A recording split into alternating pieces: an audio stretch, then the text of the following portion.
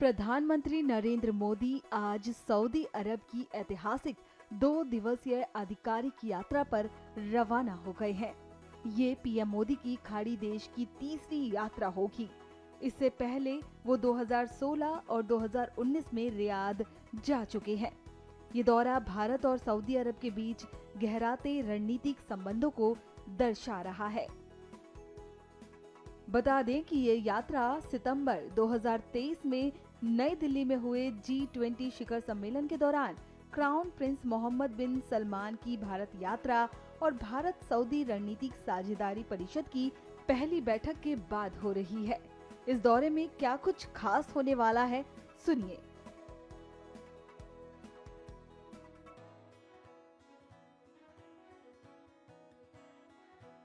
ये यात्रा बहुत अहम है, राइट।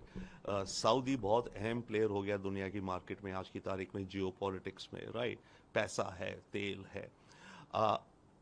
ये जो विजिट है इसमें यस डिफेंस का कुछ होगा और भी कुछ चीज़ें होंगी, और मेरे विचार से दो बड़ी चीज़ें हैं, या एक आप कहिए जो भारत लॉन्ग टर्म इंटरेस्ट में देख रहा है।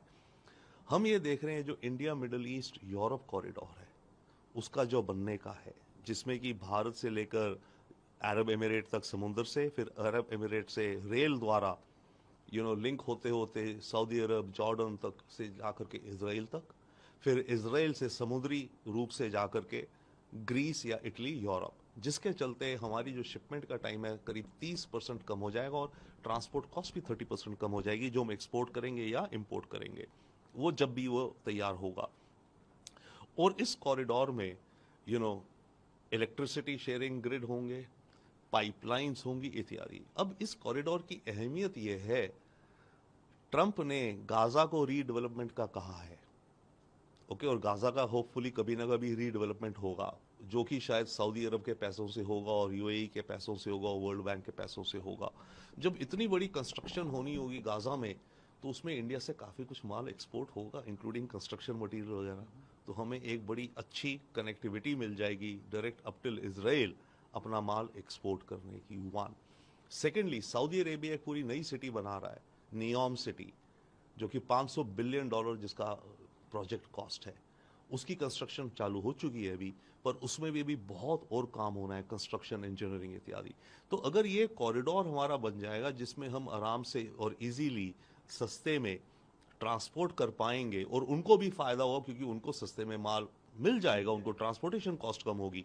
तो नियोम सिटी की कंस्ट्रक्शन में, जो कि सऊदी अरेबिया का पेट प्रोजेक्ट है क्राउन प्रिंस का, और इधर गाजा की डेवलपमेंट जो कि पेट प्रोजेक्ट है ट्रंप का, तो ये जो इंडिया मिडल ईस्ट कॉरिडोर है ये इन दो चीजों में बहुत अच्छे से प्लग इन होता है। इधर सऊदी को भारत से क्या चाहिए? सऊदी को अपना तेल और बेचना है भारत को। दुनिया भर में तेल की कीमतें गिर रही हैं, चाइना की इकोनॉमी स्लो डाउन हो रही है, रिसेशन हो रहा है, तो चाइना की तेल की डिमांड कम होगी। तो सऊदी अरब ये चाहेगा कि इंडिया के साथ कुछ लॉन्ग टर्म के कुछ और तेल के कॉन्ट्रैक्ट्स किए जाएं। कुछ और चीजें भी हैं जो सऊदी इंडिया से चाहता है और इंडिया सऊदी से चाहता है, इंक्लूडिंग हम एक ग्रीन हाइड्रोजन का प्रोजेक्ट बनाएंगे इन सऊदी अरेबिया। तो बड़ी cutting edge, new age partnerships निकल के आएंगी पैसे के साथ भारत और सऊदी रिश्तों में। ये दौरा मेरे विचार में अत्यंत महत्वपूर्ण है। सऊदी अरेबिया भारत का 5वां सबसे बड़ा व्यापार साझेदार है और इसकी तेल की सप्लाई भारत को आमतौर पर पहले या दूसरे या तीसरे नंबर पर रहती है। फिलहाल ये देश हमारे लिए महत्वपूर्ण है क्योंकि वहाँ पर 29 लाख के आसपास भारतीय रहते हैं और काम करते हैं, और उनकी रेमिटेंसेस से भारत में उससे कई गुना लोगों का भला होता है। तो उनका वहाँ रहना और उनकी रेमिटेंसों को भारत में अपने परिवारों को भेजना महत्वपूर्ण है। इस समय दो विषयों को लेकर के ये परिप्रेक्ष्य यात्रा का और भी महत्वपूर्ण होता है।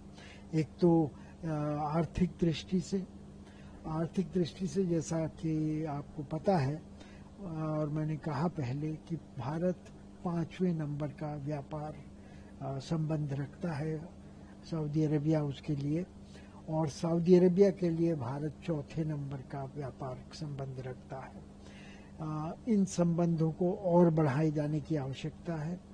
ख़ासतौर पे भारत का व्यापार संतुलन सऊदी अरब के फेवर में है और भारत को तकरीबन 30 या 20 बिलियन डॉलर का घाटा व्यापार में सऊदी अरब के साथ होता है।